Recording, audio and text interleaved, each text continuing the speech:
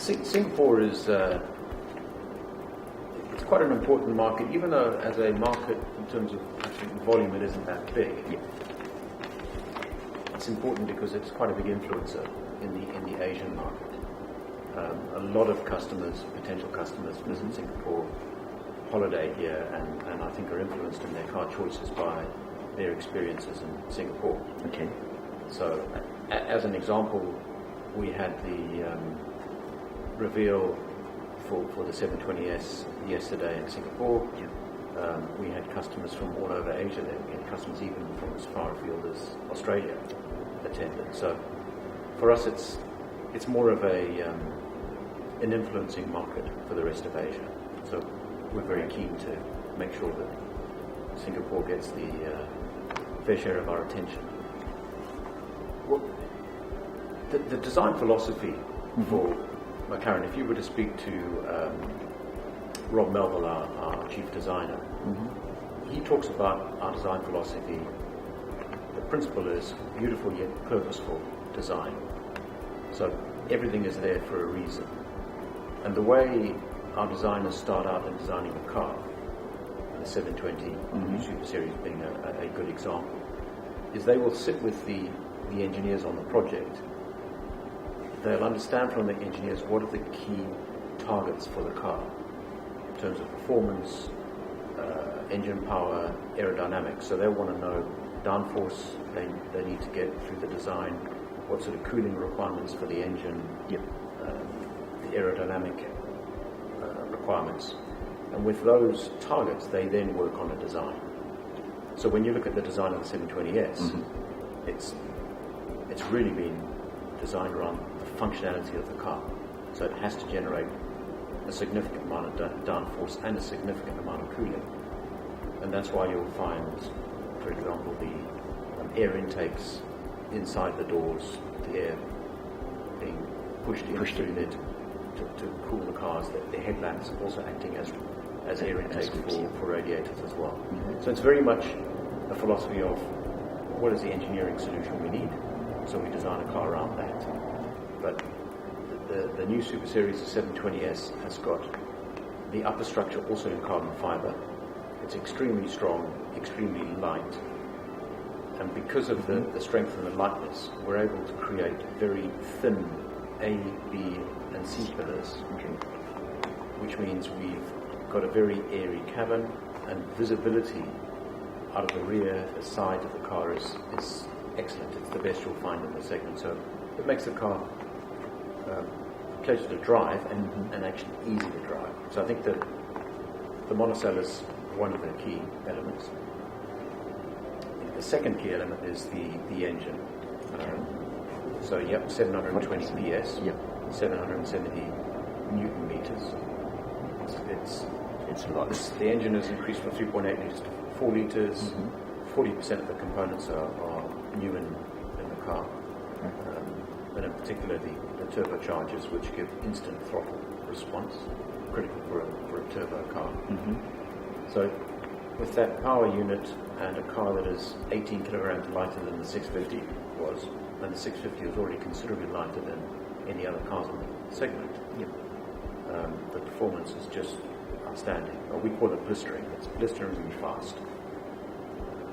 0 to 200 kilometers an hour, which for us is a sort of benchmark measurement, 7.8 seconds. The closest competitor is half a second slower. Are you able to mention the closest comparison? I don't think it'd be fair of me to do that. I had to ask.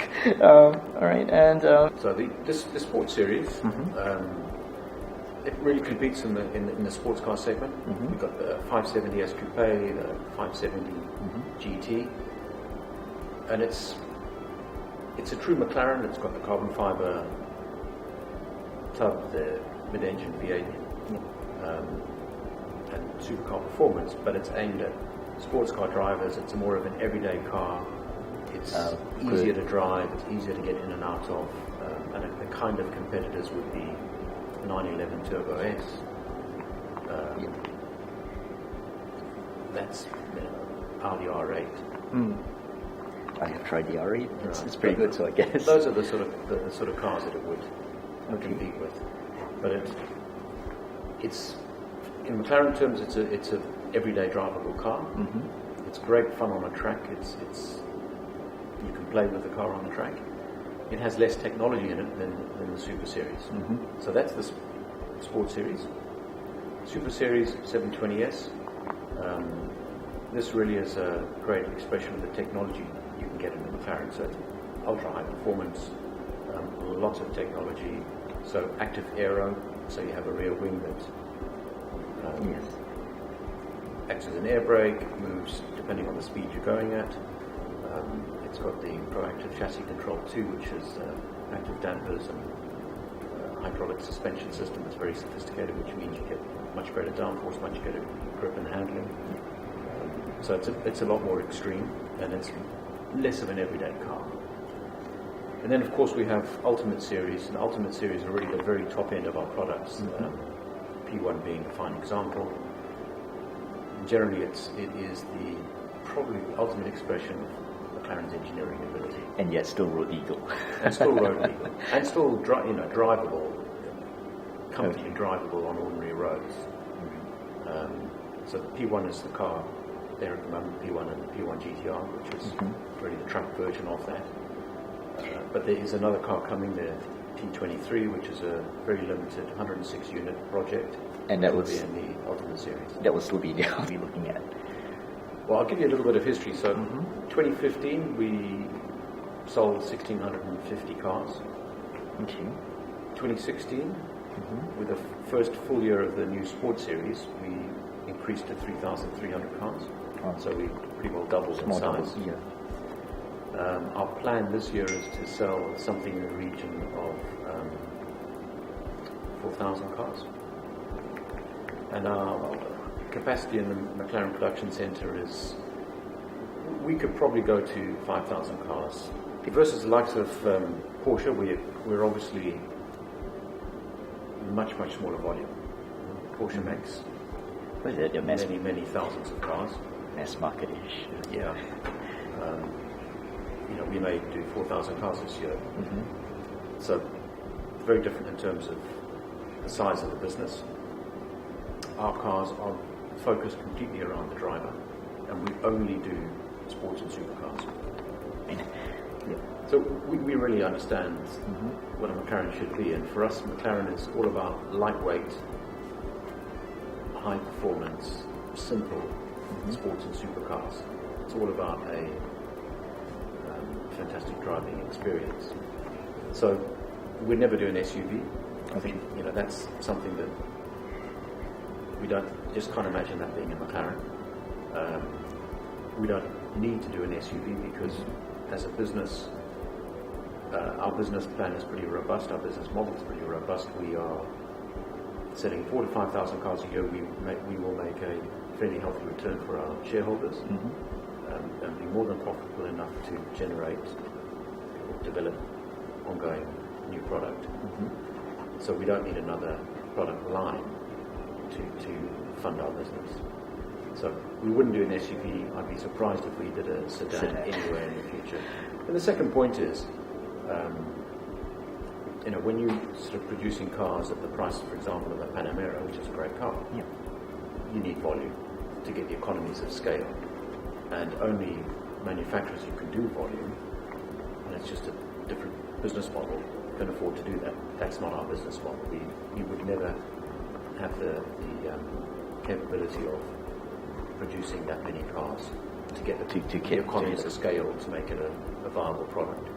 So we'll never go cheaper than we've got with the current Sports Series. That's really the entry level into McLaren.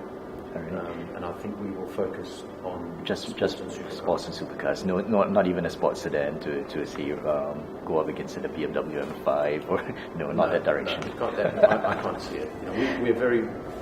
We think success lies in knowing what your brand represents and sticking to it, and not diluting it. Focused on what it is. Okay. Well, my all-time favourite, which hopefully one day I will own, would be an E-Type Jag Roadster. Oh, the Roadster. Yeah, and I think I would want the 3.8 Roadster. Unfortunately, it's because they've gone up in value so much, they're becoming they're harder really and harder expensive. to afford. Could I just drop another question? Would it be because that car would be a great project vehicle, or would you be looking at it as something that's it's done in perfect mint condition, and you're buying it to drive, or are you using it as a project car where the wiring has to be changed? It's notorious for that. I have to tell you, look at these hands. Do they look like they've ever worked on a car? I am technologically very weak. I have no idea how to fix a car.